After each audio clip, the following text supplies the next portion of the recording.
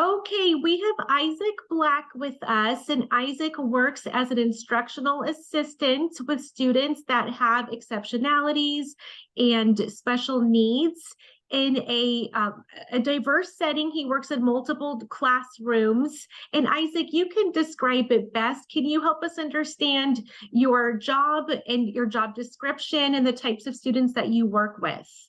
Yeah, so I'm an instructional tutor for LHPH, which is it's sort of like the assistant of the handlers, who are the overall people who handle like special needs cases.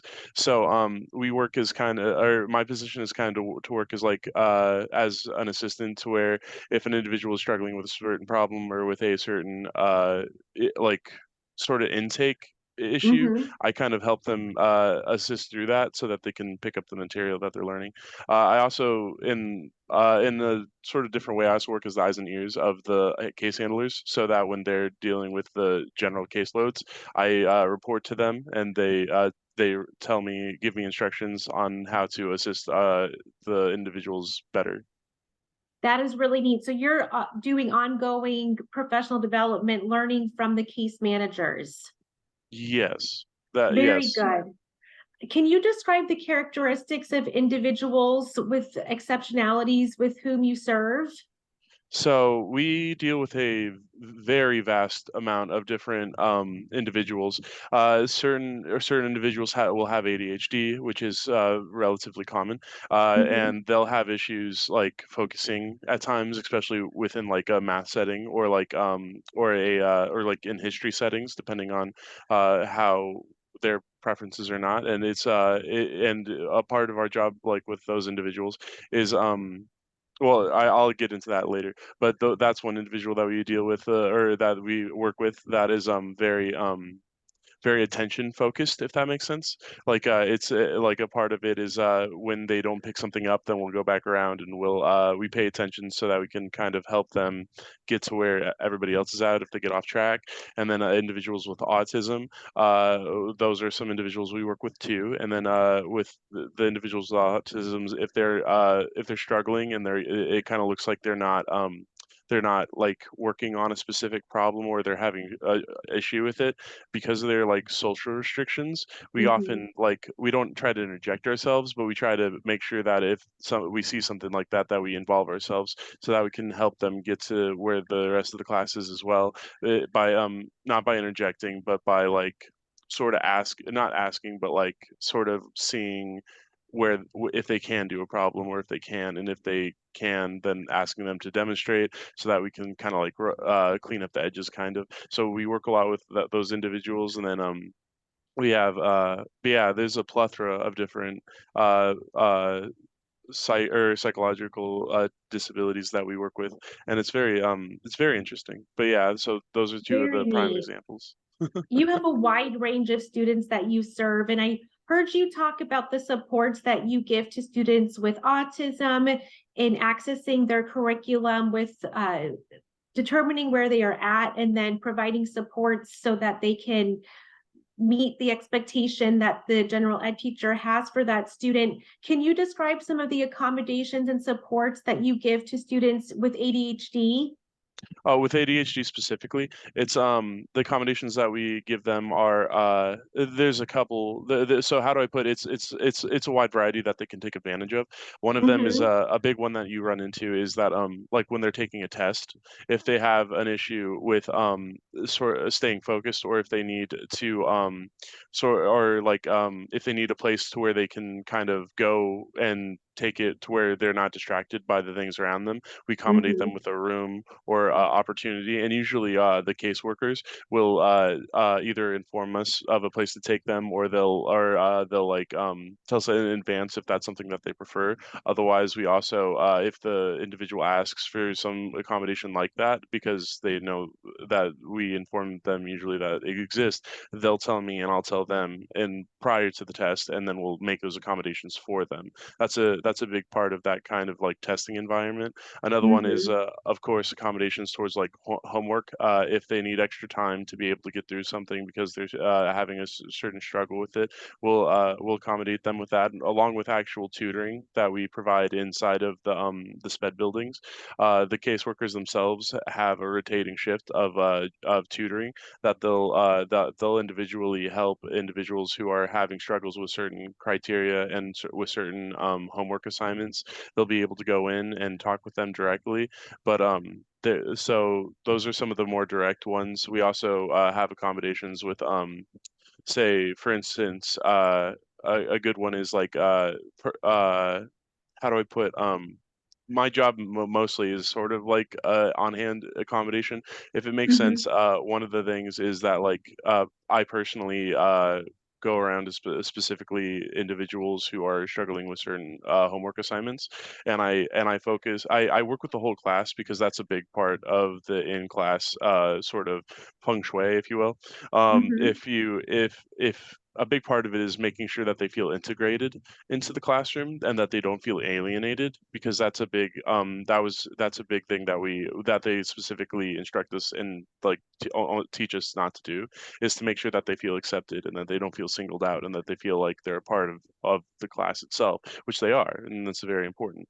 But a big part of that is being able to sort of like make sure that we also, while we're keeping that sort of feng shui going, that we're able to also focus on them, that we're able to accommodate them and also work with other students. But our our focus is on those students so that they can be able to take advantage of us as their instructional tutors. That is an important part of it. So if they're having struggles, we try our best to make sure that they know that we're available to them, and that we and that every once in a while we also kind of try to circle around to them more often than, say, other individuals in the class. I see. So you try to make sure that those students have privacy and that they can have autonomy in their classroom. And so you support all students in the classroom, but then you know that you are going over to certain students who have specific disabilities more than their non-disabled peers. Yes, and a big part of that is so that we can keep that feeling of equality and so that they don't feel like, oh, I'm lesser because I have this disability. That's a big part that we Yes, try I to can see that enforce. being important as you get into middle and high school too, so that those students feel they don't feel different than their peers, but they're getting the support that they need. Yes, Really precisely. good. And so it sounds like you are getting a lot of support as a paraeducator in how to address the needs of your students. Can you describe how often are you meeting with those case managers in order to understand your role and your students' needs? Are you meeting in person? Does this information take place via email? Do you text when you have a question? What does that look like for you? All of the above. In fact, Okay. if we have an urgent issue, then I will text my the lead manager, who is the department director, and and that's where the immediate questions go into. Emails are also very nice. I have each of my caseworkers emails so that I'm able to give them something if something happens retroactively. But one of the biggest ways of communication we have is in-person communication, because every minute that we're not in the classroom, we're in the SPED building trying to make sure that we can communicate with our caseworkers. Like I'll keep note of certain like accommodations that might not be relevant to the moment. But say for instance, like with testing specifically, if the test is coming up and a student requests accommodation for that test in specifically, I'll take note of it, go over to their caseworker when I'm not in the class, and talk to them about those accommodations and make a plan to put the accommodations into action. And then I'll discuss it with them and they'll tell me what to do, and then I'll arrange the necessary productions so that I can hand over the reins to them if need be. That is really neat. So it sounds like you have a plan in place where you're coaching students on how to advocate for the use of their accommodations. Can you describe how you address behavioral issues with students? Behavioralists just specifically are we have I am a higher grade level working. I'm in high school right now. So our Mhm, accommodations are very how do I put touchy. If we try to make sure that they don't feel so how do I put we try to make for sure that they don't feel like we're controlling them, but we also want to make sure that they do keep on a certain level of regulation, if that makes sense. So a mhm, good example is ADHD. I'm not sure if this is relevant to the question or if this is what you mean, but say for instance when they do get distracted, we have a policy where, or like if they're on their phones or on the computers, we have a policy where we will ask them to sort of not ask them, but we'll sort of try to guide them towards like the assignment more often. And if they're just irresponsive or just are not in it that day, we'll try to take the position of sort of stepping back and making further accommodations later. Because one of the biggest things we don't want to do is we don't want to make them feel like we're forcing them to be mhm, anywhere or to be working or to be or how do I putting themselves out. We do want them to be functioning in the classroom environment as it's meant to be, but a big part that we try to incorporate is this concept of that altruism, or not altruism, of agency, to be able to mhm, be their own person. And that is a big part of that. The more severe behavioral things like outbursts or like or more severe like things that involve behavior, that is a little bit above my pay grade because I don't mm, necessarily deal with a lot of those like larger outbursts. But I do think that I do think that the generalized staff is all informed of how to deal with that a bit more. Like say for instance, obviously if somebody hurts somebody else, we'll have to call security, but mhm. there is a level of how do I put leeway, not leeway, a level of notice of certain individuals who would need those accommodations in the moment. I see what you mean. So day-to-day off-task behavior you address. If it Yes. is more large-scale aggression, something like that, then that is something that administration or leaders and people of that nature, they'll address that level of behavior. Yes, that would be accurate. That's perfect. And I just have one more question for you. How do you work with the families of the students in which you contribute to? Do you have any supports that you offer families? I know that you offer a lot of tutoring to these individuals. Do you establish any sort of home school connection?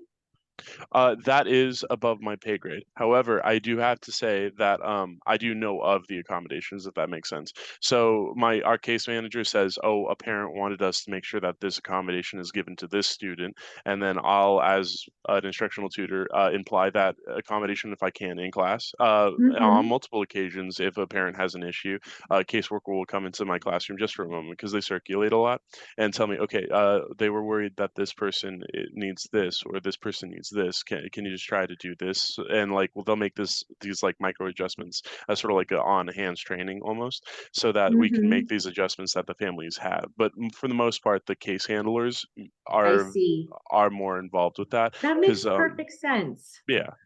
Yeah. It makes perfect sense. You're a peer educator. You do the day-to-day things that need to be done in a classroom for that student, but then the case manager is the one that communicates with families about progress, and then they relay information to you. That is completely accurate. Perfect. And then you already know so many strategies of how to work with a diverse the diverse needs of students. Are you involved in any professional developments or organizations, or even I know some myself, I'm involved in Facebook groups and things like that to learn more about how I can best serve my students. Can you describe any of those educational developments that you partake in? So for the most part, they have us do sort of micro trainings, if you will. They send a certain amount of like accommodations over email that oftentimes they'll have us read or catch up on in order to apply certain new strategies. But Mhm. from what I can tell, that varies in a lot of ways between schools because so there are greater organizations that usually schools are involved with. However, us as individuals, we kind of try to build that knowledge through like educational purposes, but it's not how do I put it, it's on a case to case basis, if that makes I sense. see. So you get a lot of emails just through your district and through the organization that you work for with tips and tricks on how to work with neurodivergent students. Hmm. Perfect. Well, Isaac, that is all the questions that I have. What a great wealth of information you already are, and you just started working in this profession, so it will be fun to hear how you know where this leads you.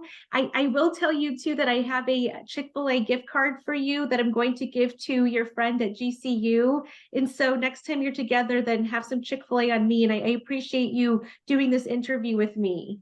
I very much enjoy doing this interview with you, and thank you for the opportunity. Wonderful. Thank you very much. Bye. Bye. Have a good day. You too.